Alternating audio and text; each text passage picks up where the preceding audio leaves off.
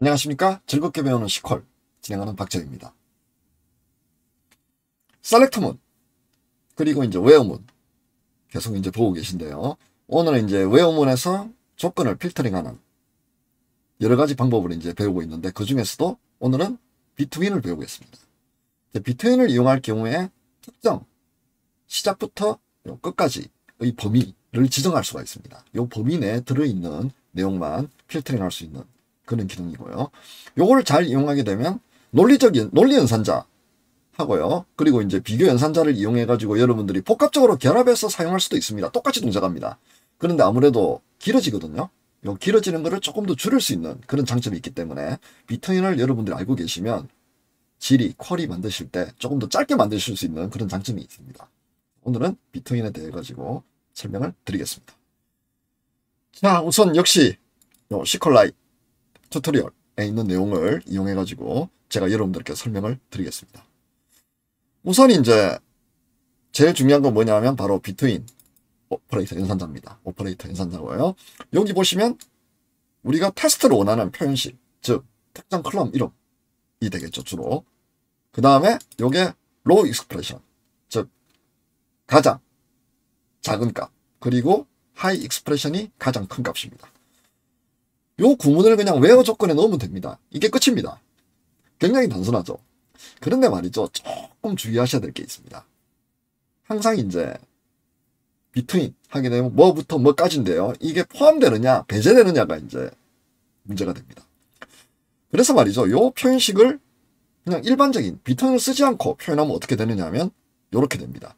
테스트 익스프레션이 로우 익스프레션보다 크거나 같고 and 두 가지 조건 동시에 만족해야 됩니다. 그리고 테스트 익스프레션이 요 하이 익스프레션 큰 값보다 작거나 같고 요 두 가지 조건을 동시에 충족하는 게 바로 비트윈이 되는 겁니다. 즉 핵심은 뭐냐면 이퀄이 들어간답니다.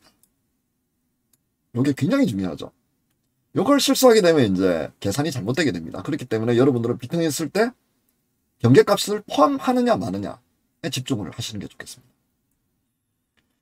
자, 다음으로 낫이 있습니다. 낫은 요 로우 익스프레션하고 하이 익스프레션 안에 들어있는 게 아니고요. 바깥에 들어있는데 경계면이 빠집니다. 이게 이제 굉장히 중요합니다. 역시 이제 우리 일반적인 산수라고 논리 편식으로 정리한 걸 볼까요? 테스트 익스프레션이 로우 익스프레션보다 미만이다. 미만. 등호가 빠지죠. 그리고 테스트 익스프레션이 하이 익스프레션보다 초과다. 즉 작은 값보다는 더 작고 큰 값보다는 더 큰. 그리고 요 두 가지 조건이 OR로 됩니다. 우리가 고등학교 때 배운 불, 명제 생각을 해보십시오. 니게이션, 즉 부정을 붙이게 되면 어떻게 되는지 바로 그겁니다. 여기에 부정을 붙이게 되면 이렇게 바뀌거든요. 그렇기 때문에 혹시 여기 기억이 잘 안 나시면 명제 관련해가지고 옛날 기억을 좀 되살려 보시면 조금 더 명확하게 와 닿으실 겁니다. 자, 그러면 실제 예제로 들어가겠죠? 오늘 쓸 예제는 뭐냐면 인보이시즈, 청구서 테이블입니다. 이 테이블이 이제 어떻게 구성되어 있냐면 먼저 아이디 고유 식별자가 있고요. 그리고 이제 고객, 어떤 고객한테 청구한다. 그러니까 고객 아이디가 있습니다. 이 고객 아이디를 이용해서 이제 고객 테이블 쪽을 참조할 수 있겠죠.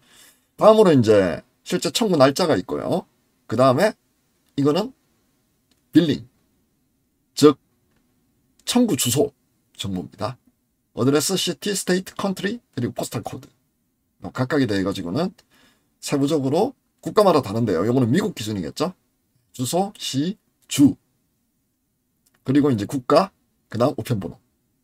마지막으로 실제 청구 금액입니다. 이 테이블 이해가시죠? 자, 그럼 이 테이블을 대상으로 해가지고 비트윈 한번 적용해 보겠습니다. 우선은 숫자부터 먼저 다뤄보겠습니다. 그래서 여기 셀렉트하고 from where 요거는 이미 여러분들 알고 계실 겁니다. 인보이스 아이디, 빌링 어드레스, 토탈 요 세 가지를 출력을 하고요. 어디서부터? 예, 인보이스 테이블로부터. 그리고 조건, 필터링 조건은 뭐죠? 비트윈입니다. 총 청구 금액이 14.91 하고 18.86 사이. 물론 요 두 값은 들어갑니다. 들어간다고 여러분들 기억하십시오. 다음으로 오드 바이는 토탈입니다. 즉 요 금액을 기준으로 해서 정렬을 하는데 오름차순으로 정렬을 할 겁니다. 여기 약간 오탈자가 있죠. 14.96인데 9일 두 개 다릅니다. 저는 이쪽을 이용해서 테스트를 해보겠습니다. 이렇게 하면 아웃풋이 나온다는데 백문이 불여 일런입니다. 실제 실행해 보겠습니다. 맨 위로 올라가시면 여기 트라이 보이시죠? 이걸 새 탭에서 링크를 열어보겠습니다. 그러면 시컬라이트 에디터가 나오고요. 타이핑하는 수고를 들기 위해서 이 내용을 카피하겠습니다. 그리고 저렇게 하고요. 오늘 힌트 하나 드리겠습니다. 뷰티파이 보이시나요? 예쁘게 만들어줍니다. 이렇게 하면 요 셀렉트하고 요 세 가지 컬럼 보여주고요. 그리고 테이블 이름, 토탈이 조건이 14.91 하고 18.86 사이에 있는, 그리고 토탈로 정렬을 해라. 오름차순으로요. ASC가 생략되어 있습니다. 자, 그럼 실제 실행 한번 해볼까요? 네, 이렇게 나왔습니다. 이제부터 값을 비교해봐야죠. 우선 14.91 들어갔죠. 제가 이퀄 말씀드렸습니다. 쭉 가보겠습니다.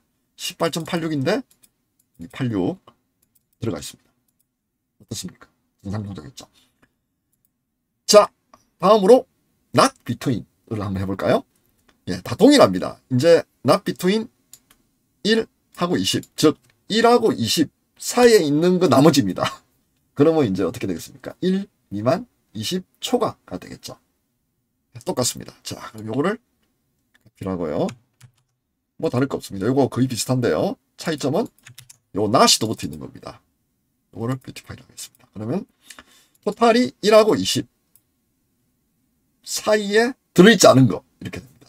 이렇게 해서 이렇게 빠지겠죠. 다음으로 역시 토탈로 정렬합니다.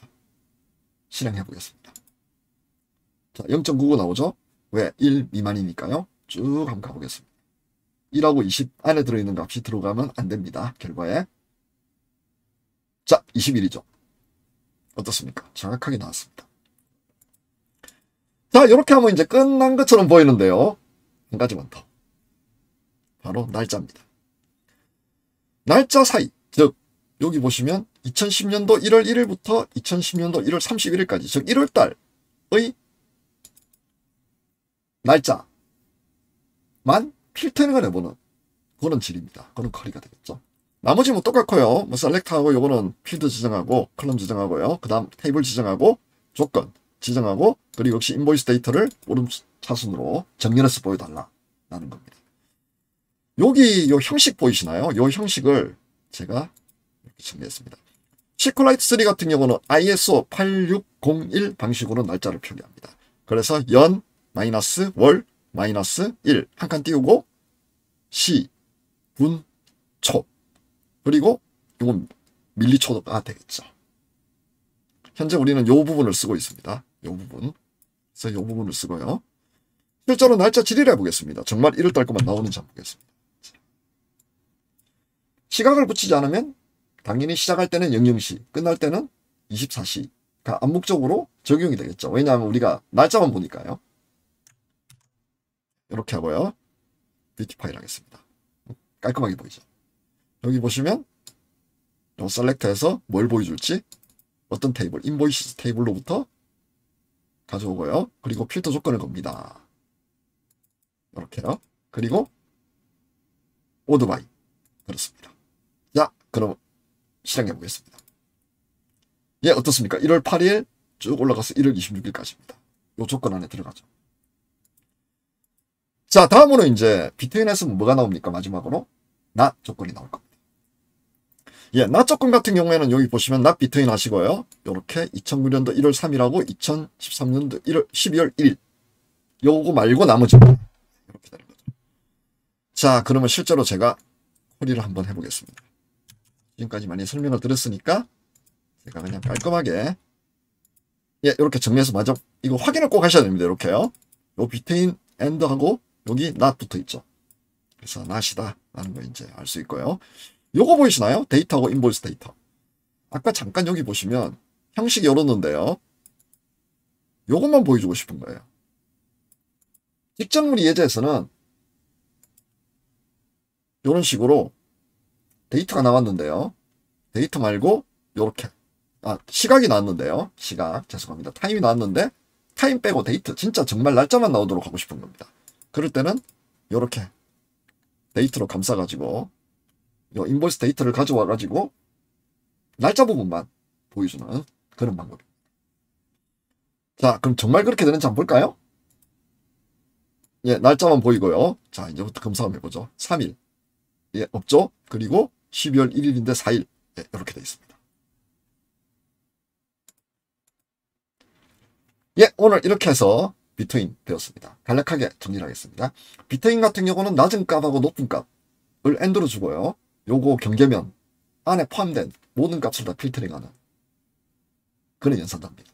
낫 붙이면 어떻게 되죠? 반대로 되죠. 요 안에 들어있는 거 말고 경계면이 빠지고 나머지만 보여주도록 그렇게 되어 있습니다. 숫자 그리고 날짜 하는 거 이제 보셨을 겁니다. 그렇기 때문에 여러분들이 이제 비트인 이용해가지고 외어문에 넣게 되면 특정 조건에서 특정 범위를 줄 때 아주 쉽고 편리하고 빠르게 질의를 만들 수 있을 겁니다. 예, 오늘 6일차 데이터를 필터링하자 비트인 여기서 마무리하겠습니다. 감사합니다.